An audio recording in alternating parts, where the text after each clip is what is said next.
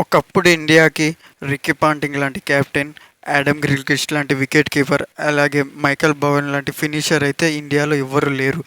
అలాంటి టైంలో ఒకడొచ్చాడు. వీరి ముగ్గురు క్వాలిటీస్ ఒక్కడిలోనే ఉన్నాయి. ఇండియన్ క్రికెట్ చరిత్ర మార్చడానికి దేవుడు ఒకడిని సృష్టించాడు. అతనే Mahendra Singh Dhoni. The captain, the wicket keeper, the finisher, all in one. The greatest captain of all time in ICC. The game changer of Indian cricket history. ఎడారిలో నీళ్లు లేకుండా అల్లాడిపోతున్న ప్రాణులకి వర్షంలా వచ్చాడు మహేంద్ర సింగ్ ధోని. 28 సంవత్సరాలుగా ఒక్క ఐసీసీ ట్రోఫీ లేదు. అసలు మన వాళ్ళు ఐసీసీ ట్రోఫీని ఇంతవరకు మళ్ళీ ముట్టుకోలేదు. అలాంటి టైంలో ఇండియన్ టీం ఆకలితో ఉన్నప్పుడు ఐసీసీ ట్రోఫీ అంటే తెలియని వాళ్ళకు 3 ఐసీసీ ట్రోఫీలని ఫస్ట్ అటెంప్ట్‌లోనే అందించాడు. అతని కెప్టెన్సీలో ఇండియా ఎంతో పైకి ఎదిగింది. ఈరోజు మన వీడియోలో ద గ్రేటెస్ట్ కెప్టెన్ అయినటువంటి మహేంద్ర సింగ్ బర్త్‌డే సందర్భంగా అతని జీవితం గురించి అయితే తెలుసుకుందాం. ఇంకెందుకు లేట్, వీడియోలోకి వెళ్ళిపోదాం.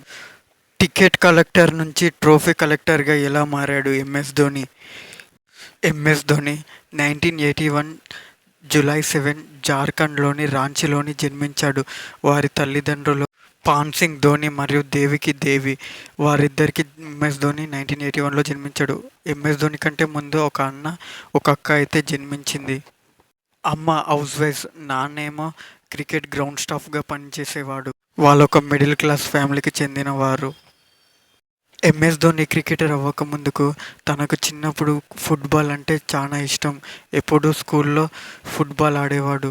అతను క్రికెట్ ఆడడం అంటే ఇష్టం ఉండేది కాదు. కానీ అతను ఫుట్బాల్లో గోల్ కీపింగ్ చేసేవాడు. అది చూసి తన పీటీ క్రికెట్ ఆడమని సజెషన్ చేశాడు. ఎంఎస్ ధోని తన పీటీ చెప్పిన విధంగానే క్రికెట్ ఆడేవాడు. క్రికెట్లో కీపింగ్ చేసేవాడు. స్టార్టింగ్లో బ్యాటింగ్ కూడా అంటే చాలా ఇష్టం ఉండేది. కానీ తన పీటీ అయితే ఓన్లీ వికెట్ కీపింగే నేర్పించేవాడు. ఎంఎస్ ధోని బ్యాటింగ్ చూసి అందరూ అవాక్ అయ్యేవారు. చాలా అద్భుతంగా ఆడేవాడు. అన్ని బౌండరీలు సిక్స్లే కొట్టేవాడు. ప్రజలందరూ ఎంఎస్ ధోని గురించి మాట్లాడడం కుర్రాడికి ఛాన్సెస్ ఎక్కడికి వెళ్ళిపోతాడని అందరూ అనుకునేవారు. ఎంఎస్ ధోని బ్యాటింగ్ చూసి అతన్నైతే జార్ఖండ్ రంజీ టీంకి అయితే సెలెక్ట్ చేశారు. రంజీలో కూడా ఎంతో అద్భుతంగా ఆడేవాడు. అయితే తనకు కొన్ని ఫ్యామిలీ ప్రాబ్లమ్స్ వల్ల తానైతే క్రికెట్ ఆడడం బంద్ చేశాడు. ఎంఎస్ ధోనికి అయితే టికెట్ కలెక్టర్ జాబ్ అయితే వస్తుంది. స్పోర్ట్స్ కోటా ద్వారా అయితే జాబ్ అయితే వస్తుంది. ఎంఎస్ ధోని తన ఫ్యామిలీ పరిస్థితి అర్థం చేసుకొని తానైతే ఇష్టం లేకుండా టికెట్ కలెక్టర్ ఉద్యోగం అయితే చేస్తాడు. అక్కడితో ఎంఎస్ ధోని ఆగలేదు. తను మళ్ళీ క్రికెట్ ఆడడం మొదలుపెట్టాడు. మళ్ళీ క్రికెట్ ఆడడం మొదలుపెట్టి 2004లో ఇండియన్ టీంకి అయితే ఫైనల్గా డెబ్యూట్ చేస్తాడు. ఎంఎస్ ధోనికి స్టార్టింగ్లో వచ్చిన అవకాశాలు అయితే సరిగ్గా వినియోగించుకోలేకపోతాడు. ఫస్ట్ 3 మ్యాచెస్లో అసలుకి ఏం ఆడాడు. తన పని అయిపోయిందని అందరూ అనుకుంటారు.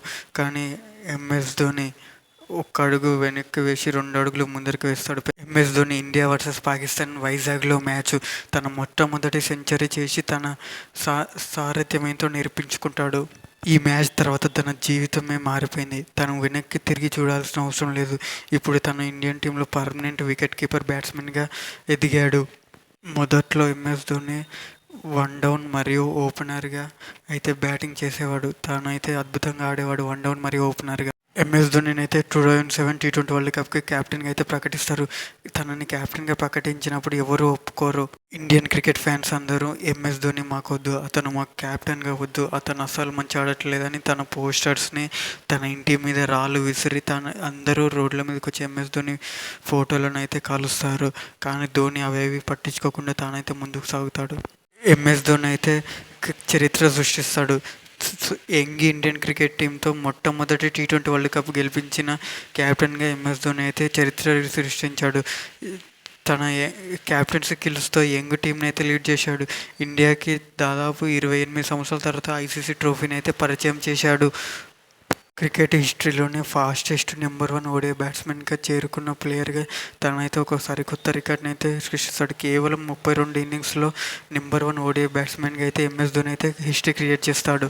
దాని తర్వాత MS Dhoni 2011 ODI world cup, అలాగే 2013 ఛాంపియన్స్ ట్రోఫీ గెలిచి 3 డిఫరెంట్ ఐసీసీ ట్రోఫీస్ గెలిచిన ఏకైక కెప్టెన్గా ప్రపంచంలో ఎంఎస్ ధోని అయితే తన మీద రికార్డు క్రియేట్ చేసుకున్నాడు. రోహిత్ శర్మని ఓపెనర్గా పంపించి తన డిసిషన్తో ఇండియన్ క్రికెట్ హిస్టరీని చేంజ్ చేశాడు.